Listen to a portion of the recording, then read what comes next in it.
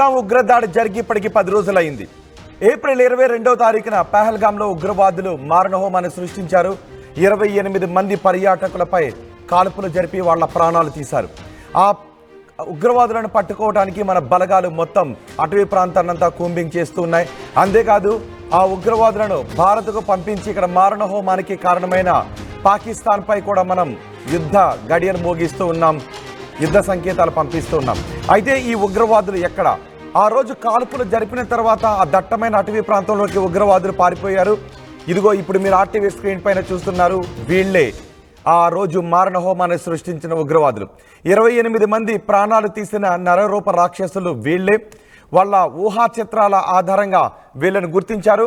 అంతేకాదు కాశ్మీర్లో ఉన్న స్థానికులను కూడా ఎన్ఐఏ అధికారులు అదుపులోకి తీసుకుని వీళ్ళ గురించిన వివరాలు అడిగి చాలా సమాచారాన్ని కూడా సేకరించారు. ఇందులో ఉన్నటువంటి ఒక వ్యక్తి కాశ్మీర్లో పారామిలిటరీలో ఒక కమాండర్గా పనిచేశాడు. అక్కడ ఉద్యోగ విరమణ చేసిన తర్వాత ఈ ఉగ్రవాదుల్లో చేరాడు. భారత్లో మారణహోమాన్ని సృష్టించడానికి పథకాలు రచిస్తూనే ఉన్నాడు. అంతేకాదు కాశ్మీర్లో ఉన్న స్థానికులు ఈ ఉగ్రవాదులకు చాలా సహకారాన్ని అందించారు అనే ఆరోపణలు కూడా ఉన్నాయి. ఆ రోజు కాల్పులు జరుపుతూ ఉన్నప్పుడు పర్యాటకులు తీసిన వీడియోలను ఇప్పుడు ఎన్ఐఏ పరిశోధిస్తోంది. దాంట్లో ఈ ఉగ్రవాదుల కదలికలు చాలా స్పష్టంగా రికార్డ్ అయ్యాయి. దీంతో ఉగ్రవాదులను గుర్తించారు. కానీ ఈ ఉగ్రవాదులు ఎక్కడున్నారు? దట్టమైన అటవీ ప్రాంతంలోకి పారిపోయారా, లేదంటే కాశ్మీర్లో జనారణ్యంలోకి పారిపోయారా? ఎవరి ఇంట్లోనైనా వాళ్ళు తలదాచుకుంటున్నారా అనే, ఎవరైనా వాళ్ళకి ఆశ్రయాన్ని కల్పించారనే విషయంలో కూడా ఎన్ఐఏ అధికారులు సోదాలు చేస్తున్నారు. అయితే వీళ్ళు కాశ్మీర్లో లేరు, అక్కడ నుంచి అటవీ ప్రాంతంలోకి పారిపోయారు అనే సమాచారం అందుతోంది. ఎందుకంటే ఇప్పటికే కాశ్మీర్ని జల్లెడ పడుతున్నాయి మన భద్రతా బలగాలు. కాశ్మీర్లో ఉన్న ప్రతి అణువును కూడా గాలిస్తున్నాయి. కాశ్మీర్లో ఉన్న ఉగ్రవాదులకు సంబంధించిన ఇళ్లను కూడా మన ఆ సిబ్బంది, భద్రతా సిబ్బంది పేల్చేశారు. ఆ ఇళ్లలో కూడా వీళ్ళు పెద్ద ఎత్తున ఐఈడి బాంబులను అమర్చి ఉన్నారు. అవి యాక్టివేట్ కావడంతో బయటకు వచ్చి వాటిని మన సిబ్బంది పేల్చివేసిన ఘటనలు కూడా మనం చూసాం. ఇప్పుడు ఈ నలుగురు ఎక్కడున్నారు? కాశ్మీర్లోనే పహల్గాం చుట్టుపక్కల అటవీ ప్రాంతంలో ఉన్నారు. మరి వాళ్ళు మన భద్రతా బలగాలకు ఎందుకు దొరకడం లేదు అనే ప్రశ్నే ఇప్పుడు ఉత్పన్నమవుతుంది. అయితే వీళ్ళు భద్రతా బలగాలకు దొరకకుండా ఉండటానికి సిమ్లేని కొన్ని డివైజ్లను వాడుతున్నట్టుగా తెలుస్తోంది. వాటిని చైనా నుంచి ఇంపోర్ట్ చేసుకున్న కొన్ని అధునాతన డివైజ్ల ఆధారంగా వాళ్ళు భద్రతా బలగాల కూంబింగ్ నుంచి తప్పించుకొని అటవీ ప్రాంతంలో తప్పించుకుని తిరుగుతున్నట్టుగా తెలుస్తోంది. అంతేకాదు కొన్ని రోజులకు సరిపడా ఆహారాన్ని కూడా వాళ్ళు తీసుకుని వెళ్ళినట్టుగా తెలుస్తోంది. తక్కువ ఆహారంతో, తక్కువ నీళ్లతో వాళ్ళు కొన్ని రోజులు ఎలా ప్రతికూల వాతావరణంలో బతకాలి అన్న దాని గురించి ఆల్రెడీ పాకిస్తాన్ మిలిటరీ దగ్గర నుంచి, పాకిస్తాన్ ఉగ్రవాదుల శిబిరాల నుంచి వీళ్ళు శిక్షణ తీసుకున్నటువంటి ఉగ్రవాదులు వీళ్ళు. అందుకే కొద్దిపాటి ఆహారంతోనే, కొద్దిపాటి నీళ్లతోనే అటవీ ప్రాంతంలో వాళ్ళు ఉన్నారు. బస్ అటవీ ప్రాంతంలో దొరికే సహజమైన నీటిని కూడా వాళ్ళు వినియోగించుకుంటూ ఉంటారు. కానీ కొద్దిపాటి ఆహారంతోనే అడవిలో దొరికేటటువంటి ఇతర ఆహార పదార్థాలను తీసుకుంటూ, ఆకులు అలములు లాంటివి కూడా తీసుకుంటూ వాళ్ళు బతికి ఉండడానికి, ఎక్కువ రోజులు బతికి ఉండటానికి, భద్రతా బలగాల నుంచి తప్పించుకోవటానికి డివైజులు ఇలా వీటిని వాడుతూ వాళ్ళు తప్పించుకొని తిరుగుతున్నారు. ఇప్పటికే 10 రోజులు గడిచిపోయింది. ఇప్పుడు మనం కూడా శపథం చేసాం, identify, trace and punish. Identify, trace and punish అని కూడా మనం చెప్పాం. ఈ ఎవరిని ఐడెంటిఫై చేస్తాం? ఉగ్రవాదులను. ఈ ఉగ్రవాదులకు ట్రైనింగ్ ఇస్తున్న వాళ్ళని, క్యాంపులు నిర్వహిస్తున్న వాళ్ళని, వాళ్ళకు ఫండింగ్ చేస్తున్న వాళ్ళని, వాళ్ళని భారత్పై ఉసుకొలుపుతున్న వాళ్ళని, వీళ్ళందరినీ కూడా మనం ఐడెంటిఫై చేస్తాం. వాళ్ళు ఎక్కడున్నారో ట్రేస్ చేస్తాం, వెతికి వాళ్ళని పనిష్ చేస్తాం. వాళ్ళని మనం రోడ్డుపైకి తీసుకొని వచ్చి వాళ్ళని కాల్చి చంపే అవకాశం కూడా ఉంటుంది. ఇప్పుడు వీళ్ళందరినీ కూడా ఎవరు తయారు చేస్తున్నారు అనేది మనం ఐడెంటిఫై చేసాం. ఉగ్రవాదులను ఐడెంటిఫై చేసాం. ఆ ఉగ్రవాదులను తయారు చేస్తున్న దేశాన్ని కూడా మనం ఎప్పుడో గుర్తించాం. ఈ ఉగ్రవాదులను తయారు చేస్తున్నది హఫీజ్ సయీద్. వాళ్ళకి కర్మాగారంగా, షెల్టర్గా ఉపయోగపడుతున్నది పాకిస్తాన్. అందుకే ఇప్పుడు మనం పాకిస్తాన్పై యుద్ధ భేరిని మోగిస్తున్నాం. పాకిస్తాన్పై మనం ఏ క్షణంలోనైనా యుద్ధ భేరిని మోగించే అవకాశం ఉంటుంది. అంతేకాదు తుపాకులు పట్టుకొని మన వాళ్ళని కాల్చి చంపినటువంటి వీళ్ళని కూడా చంపినప్పుడే, వీళ్ళ తలలు కూడా తీసినప్పుడే మరణించినటువంటి మన వాళ్ళ ఆత్మకు శాంతి చేకూరుతుందనే అభిప్రాయం కూడా వ్యక్తమవుతుంది. అందుకే వీళ్ళు అడవిలో ఎక్కడ ఉన్నారు అనేది వీళ్ళని ఆల్రెడీ ఐడెంటిఫై చేశాం. ఇప్పుడు అడవిలో వాళ్ళు దాక్కున్నారు. అడవిలో ఎక్కడ దాక్కున్నారు అన్నది గుర్తించే ప్రయత్నాలే జరుగుతున్నాయి. డ్రోన్లతో వీళ్ళని మొత్తం వాళ్ళని మన భద్రతా బలగాలు కసితీరా కాల్చి చంపబోతున్నాయి. 28 మంది మన పౌరులను పొట్టన పెట్టుకున్న వీళ్ళని ఎట్టి పరిస్థితుల్లోనూ వదిలేది లేదు అని ఇప్పటికే ప్రభుత్వం కూడా ప్రతినబూనింది. మనకి ఇంతకు ముందు కూడా మనం చూసాం, మొత్తం పార్టీలకు అతీతంగా, భారతదేశంలో ఉన్న పార్టీలకు అతీతంగా మనం సైన్యం వెనుక నిలబడుతున్నాం, ప్రభుత్వం వెనుక నిలబడుతున్నాం. పాకిస్తాన్ పైన, పాకిస్తాన్ పెంచి పోషించిన ఉగ్రవాదులపైన, వాళ్ళ శిబిరాలపైన ఎటువంటి చర్యలు తీసుకున్నా సపోర్ట్ చేస్తాము అని. అందుకే ఇప్పుడు పాకిస్తాన్పై ఎటువంటి చర్యలు తీసుకుంటున్నామనేది ఆల్రెడీ సరిహద్దులో యుద్ధ మేఘాలు మనకి కమ్ముకునే ఉన్నాయి. ఒక్కసారి మోదీ అన్న మాటలను కూడా మనం గుర్తు చేసుకోవాలి. ఇంకా ఉగ్రవాదులు దొరకలేదు. ఉగ్రవాదుల గురించి మనం అంటే ఆ నలుగురు ఉగ్రవాదుల గురించి, ఆ నలుగురు ఆ అడవిలో ఎక్కడ ఉన్నారు, ఖచ్చితంగా వాళ్ళని కొన్ని గంటల్లోనే పట్టుకుని మనం కాల్చి చంపుతాం.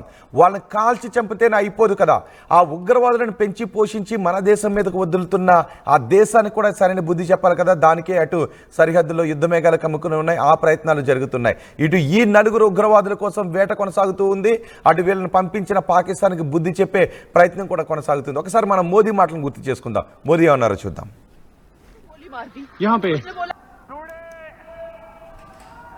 From the soil of Bihar,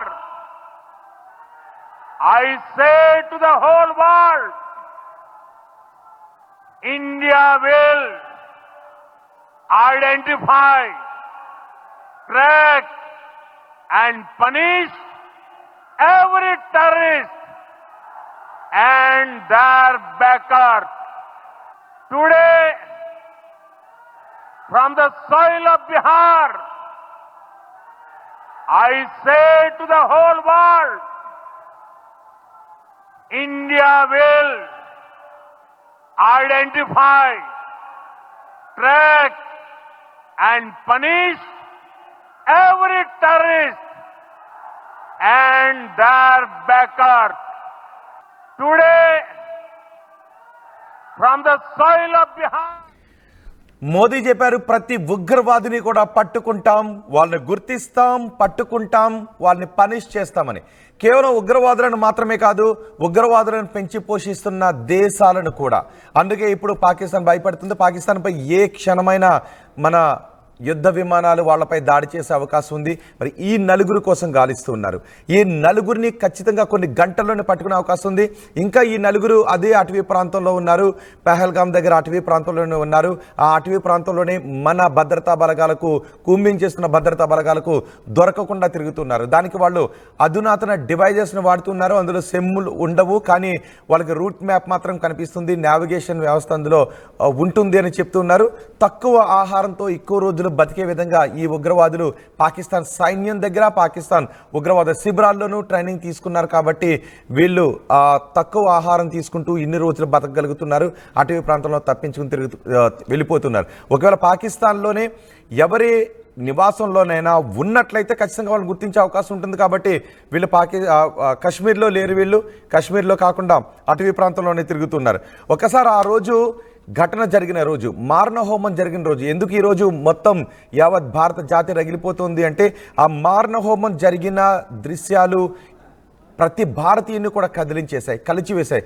ఒకసారి ఆ రోజు మారణ హోమం జరిగిన తర్వాత నేవీ ఆఫీసర్ భార్య మాట్లాడిన మాటలను కూడా ఒకసారి చూద్దాం.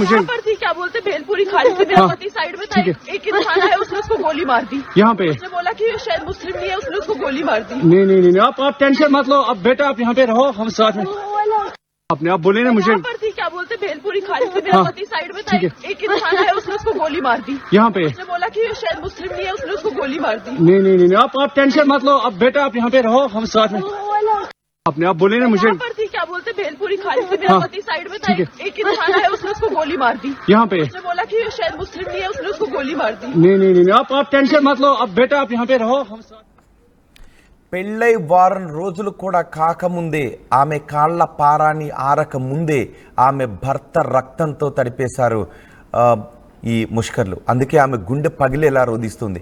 ఆ ఏడుపు విని ఆ కన్నీళ్లు చూసి భారత జాతి అందుకే రగిలిపోతూ ఉంది. ఈ ఉగ్రవాదులకు తగిన బుద్ధి చెప్పాలి, ఆ ఉగ్రవాద దేశాన్ని తగిన బుద్ధి చెప్పాలి అని.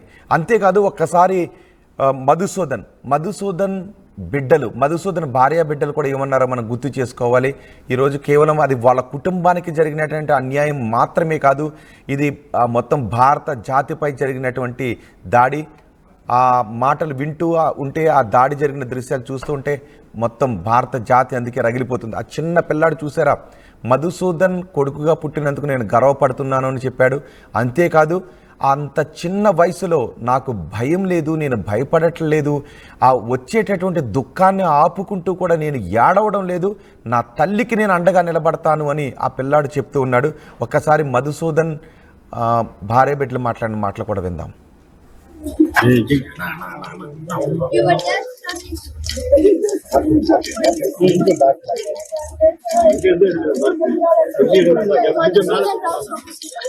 I am proud son of Madhusudan. I'll never leave you alone. You're always there. You're always there.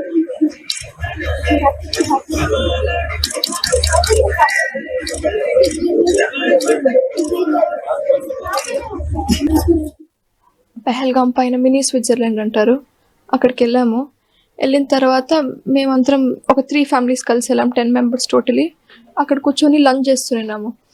Horses ఎక్కి పైకి వెళ్ళాలి, you can't go by other means, only horses. పైకి వెళ్ళిన తర్వాత లంచ్ చేసుకొని ఓన్లీ 15 మినిట్స్ అలౌడ్, అక్కడ ఎక్కువసేపు ఉండకూడదు.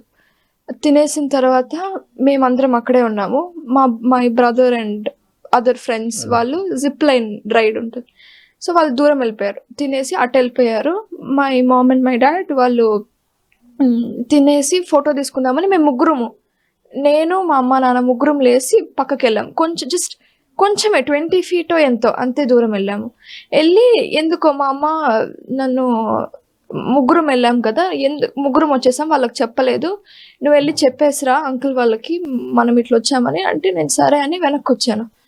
వచ్చిన తర్వాత when I was walking back I heard shots. First shot ఎవరేం రియాక్ట్ అవ్వలేదు, సెకండ్ షాట్కి అందరూ పరిగెత్తుకుంటూ ఇంక వెళ్ళిపోయి, నేను వెళ్ళిపోయి అక్కడ తినిన చోట టేబుల్ కింద దాంకుని. మా మమ్మీ ఏం చెప్పిందంటే వాళ్ళు వెస్ట్, ఆర్మీ లాగా వెస్ట్ వేసుకొని గన్ పెట్టుకొని ఉన్నారని. లోపలికి వెళ్ళిపోయాము మేము, అమ్మ నాన్న అక్కడే ఉన్నారు, బికాజ్ నేను పరిగెత్తాను కదా, నేను వెళ్ళాను, టేబుల్ కింద దాంకున్నాం. అక్కడ మమ్మల్ని ఎవరో మిస్గైడ్ చేస్తున్నారు, on purpose, they were doing it on purpose. కావాలని ఎవరో షాల్స్ అమ్మాయి ఆయన సివిలియన్ లాగా కలిసిపోయి మాకు మిస్గైడ్ చేస్తున్నారు.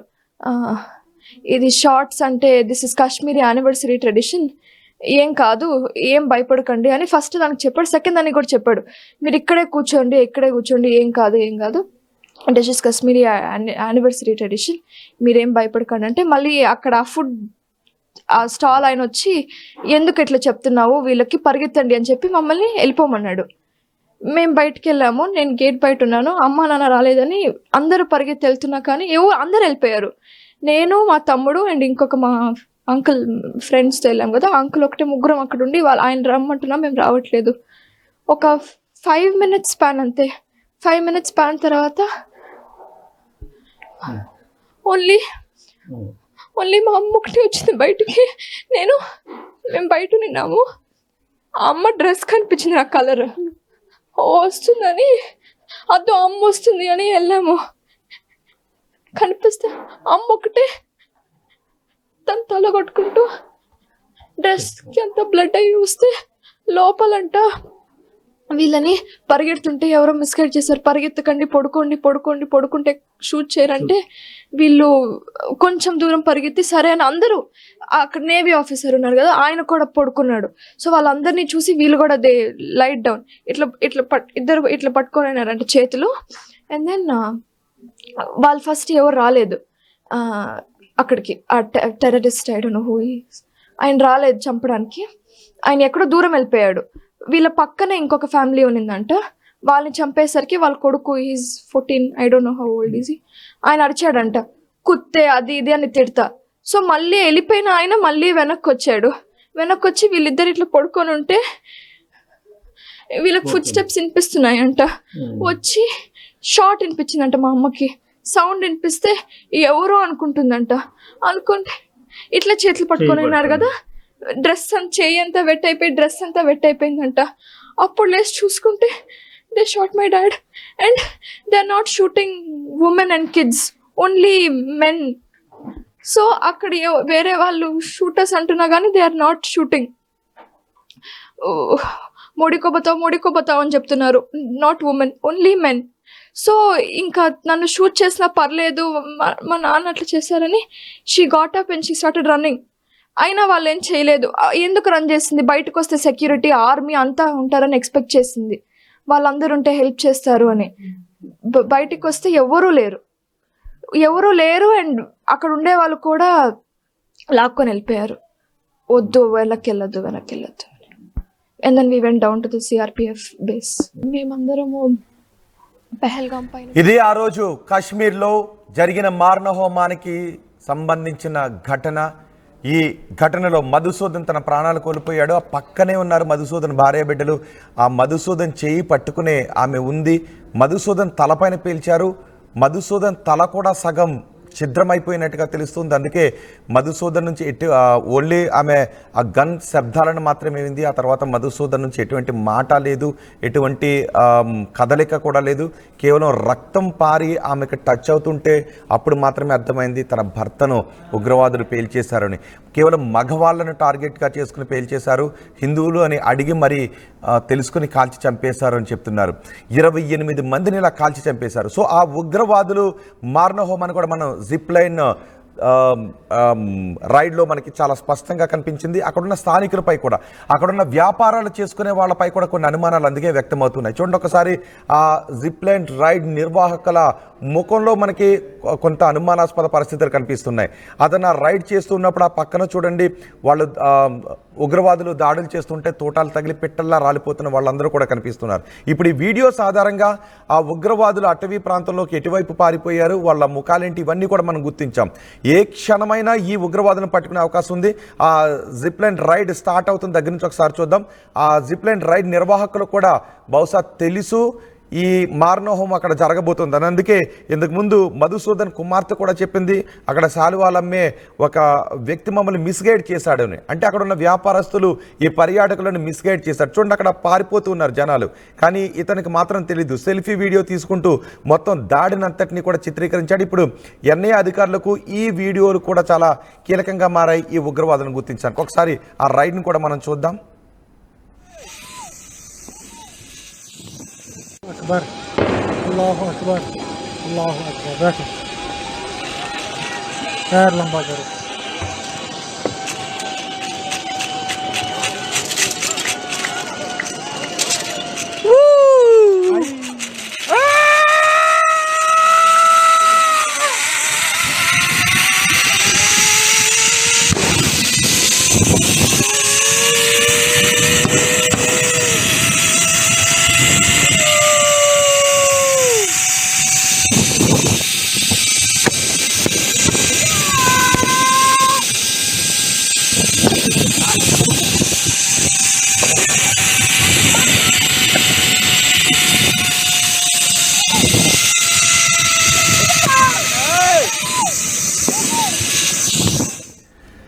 ఆ రోజు మారణ హోమానికి సంబంధించిన వీడియో ఆ టూరిస్ట్ తీసుకుంటున్న సెల్ఫీ వీడియోలో రికార్డ్ అయింది.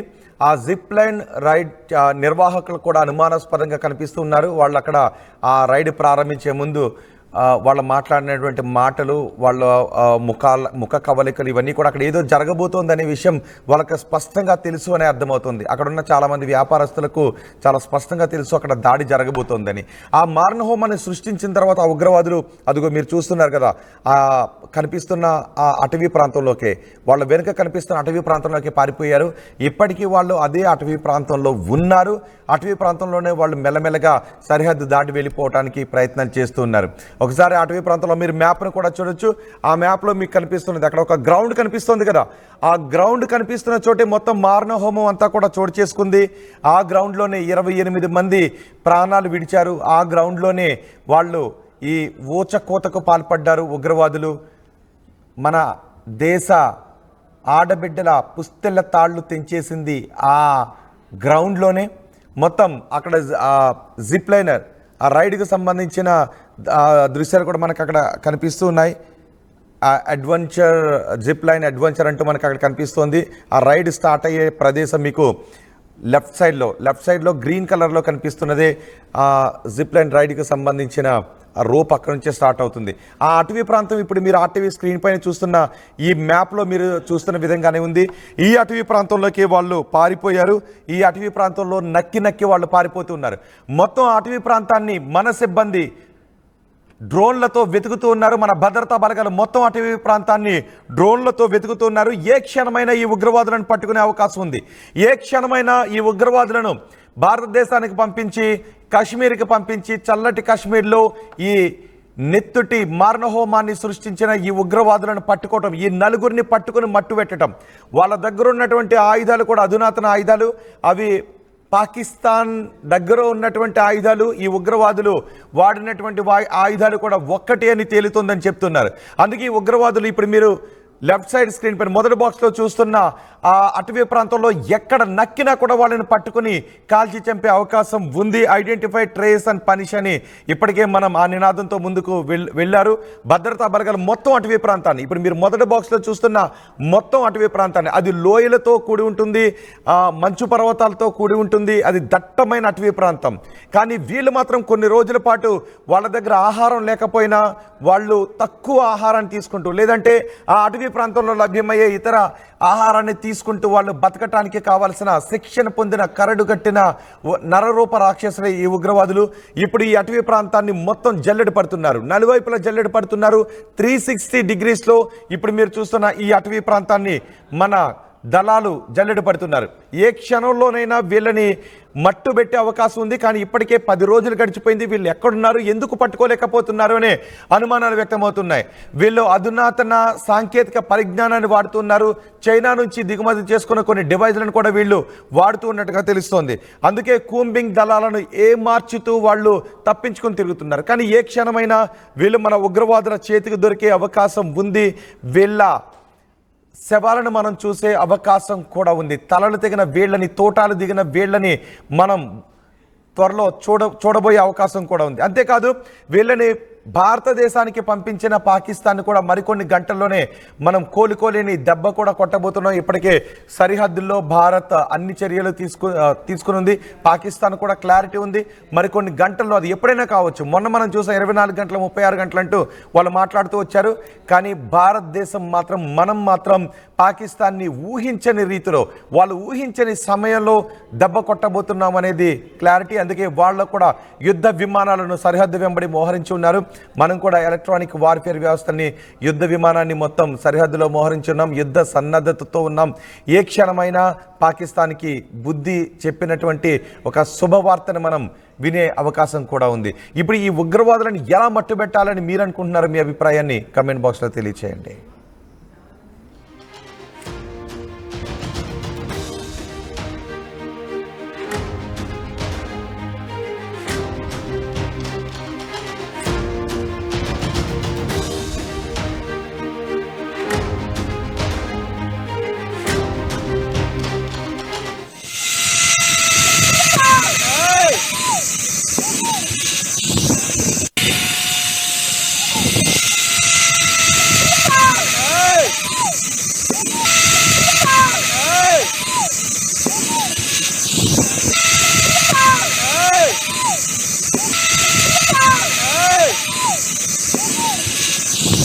अकबर अल्लाह अकबर बैठो पैर लंबा करो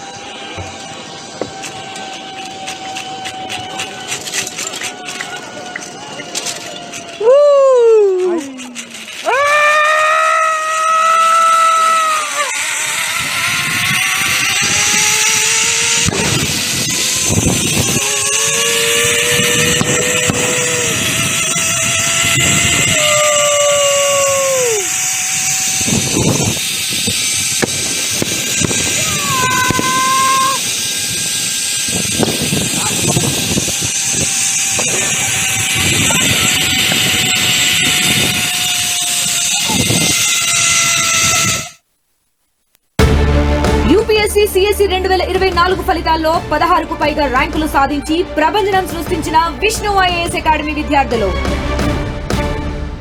Enriching the learning experience with the leaders and resources of the world. KLH Global Business School.